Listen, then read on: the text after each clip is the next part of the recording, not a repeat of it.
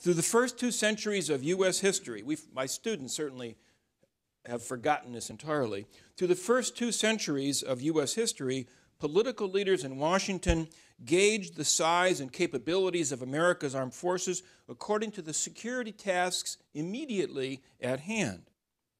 A grave and proximate threat to the nation's well-being might require a large and powerful military establishment.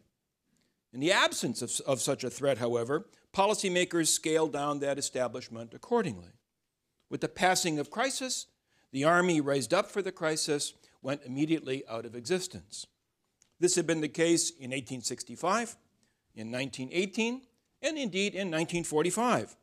The general principle was to maintain a minimum force required and no more. Since the end of the Cold War, however, having become to value military power for its own sake, the United States has abandoned this principle and is committed as a matter of policy to maintaining military capabilities far in excess of those of any would-be adversary or combination of adversaries. This commitment finds both qualitative and quantitative expression, with U.S. armed forces dwarfing that of even America's closest ally.